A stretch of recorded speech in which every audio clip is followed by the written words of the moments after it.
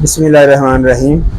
ਮੈਂ ਮਾਮਾ ਭਾਂਜਾ vlog channel ਦੇ ਨਾਲ ਤੁਹਾਡਾ ਆਪਣਾ ਮੁਹੰਮਦ ਅਵੈਸ ਫਖਰ ਈਦ ਦੀ ਖਸੂਸੀ ਟਰਾਂਸਮਿਸ਼ਨ ਦੇ ਨਾਲ ਤੁਹਾਡੀ ਖਿਦਮਤ 'ਚ ਹਾਜ਼ਰ ਹਾਂ। ਅੱਜ ਅਸੀਂ ਆਪਣੀ ਟਰਾਂਸਮਿਸ਼ਨ ਵਿੱਚ ਇਨਵਾਈਟ ਕੀਤਾ ਹੈ ਜਨਾਬ ਮੁਹੰਮਦ ਇਮਰਾਨ ਖਾਲਿਦ ਸਾਹਿਬ ਨੂੰ, ਜੋ ਕਿ ਕਿਸੇ ਤਾਰਫ ਦੇ ਮੁਤਾਜ ਨਹੀਂ, ਇਸ ਇਲਾਕੇ ਦੀ ਬੜੀ ਮरूफ ਸਿਆਸੀ ਤੇ ਸਮਾਜੀ ਸ਼ਖਸੀਅਤ ਨੇ। ਉਹਨਾਂ ਦੇ ਬਹੁਤ ਜ਼ਿਆਦਾ ਕੰਟਰੀਬਿਊਸ਼ਨ ਹੈ ਇਸ ਕਿਸਮ ਦੇ ਜਿਹੜੇ ਸਮਾਜੀ ਕੰਮਾਂ ਦੇ ਵਿੱਚ। ਅੱਜ ਉਹਨਾਂ ਨੂੰ ਅਸੀਂ ਇੱਥੇ ਮਦਊ ਕੀਤਾ ਹੈ ਕਿ ਉਹ ਇੱਥੇ ਆਪਣਾ ਹਜ਼ਾਰੇ ਖਿਆਲ ਕਰਨ ਤੇ ਈਦ ਤੇ ਸਾਡੇ ਜਿਹੜੇ प्यारे ने उन्होंने वास्ते खसूसी कोई पैगाम दें। बहुत शुक्रिया वैस भाई। मामा भांजा चैनल अस्सलाम वालेकुम। मेरे सब सारे ईद मुबारक, छोटे बड़े किन्ने भी नहीं इतने मंडी फैजाबाद के इलाके जिन्हें भी सुन रहे हैं सारे बहुत बहुत ईद मुबारक। मुबारक हवाले मैं तुम दसना चाहूँगा अपने इर्द गिर्द माड़े गरीब का भी ख्याल रखा करो। जो बेचारे कुर्बानी नहीं कर सकते उन्होंने वास्ते भी गोश्त उन्हें घर पहुँचाया करो, मसाया पता कराया करो।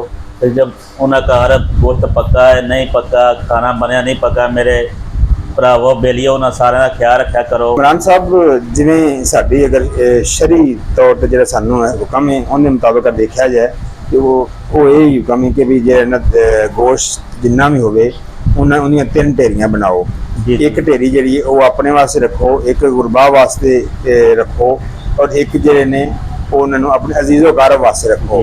इत्थे यानी कि अव्वल खवेशा ते बाद दरवेशा का भी कंपोनेंट शामिल हो जाता है कि जेडे वो गुरबा जेडे है ने गुरबा वो भी यानी कि वो जिन्ना नहीं तकसीम किया अपने जेडे अजीज़ो कारब जेडे ने उन्होंने भी तुसी प्रेफरेंस ये नहीं कि भी लो जी बस अजीज़ो कारब दी लो जी इन्ने साडे लिस्ट असीं बना लईए इन्ने को असीं जो तकसीम करने, बल्कि वो जेडे जेडे है ने तुहाडे अजीज़ो कारब उन्हां दे विचों तुसी उन्हां नूं शार्ट लिस्ट करो, उन्होंने इंतखाब करो कि जिन्ना कुर्बानी नहीं की, ठीक है ना, ताकि इस एक जो सुन्नत इब्राहिमी के मौके पर साडा कोई भी भैन भरा ये जरा गोश्त दे मजे तो जो है ना वो महरूम ना रह जाए। जी जी सारा आपने बहुत अच्छी बात की है, पर सुन्नत हम कर लेते हैं, लोगों को दिखा देना जैसे ऊँट किया है, बकरा किया है, बच्चा किया है, पर कोई भी नहीं करता। कोई आदा टंग शहीदा की है, कोई आदा टंग उम्मीदा ही रख लवो, कोई आदा कि टंग रख। इमरान भाई ये बहुत बड़ा अलमिया है कि अनफॉर्चुनेटली असी दिन ब दिन जो है ना इन चीज़ों तो दूर होंगे जा रहे हैं। जी जी गरीबा मैनू बिल्कुल वेखण का इतफाक होया है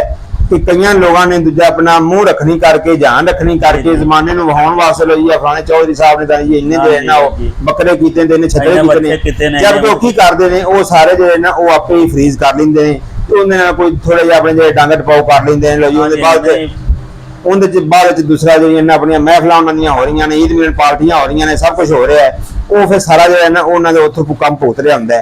जबकि साडा इस चैनल के वसातत के नाल साडा अपने जिहड़े दोस्त साडे भरा ने, साडे अजीज़ो कारब ने, सानू असीं उन्हां नूं इह भी मैसेज देना चाहांगे कि सानू जिहड़ा एक साडी जिहड़ी मजहबी रीत है, एक जिहड़ा मजहबी अहकामात ने, सानू उन्हां तो नहीं हटना चाहिए। वेखो ना जी उहदे विच एक सानू असास का भी दस दिता गया है कि भी साडा असीं जिहड़ा ना उन्हां भरावां दा भी उन्हां भैणां दा भी जिहड़ा ना अहसास करिए कि जिन्ना गोश्त नहीं पकाया असीं उन्हां तक पहुंचाइए ताकि एक उन्हां दे ज़हन च अहसासे कमतरी जिहड़ी ना वो ना आवे कि भी अगर असीं अफोर्ड करते हुंदे साडी जेब इजाजत देंदी हुंदी ते खरे असीं भी कर ही लैंदे।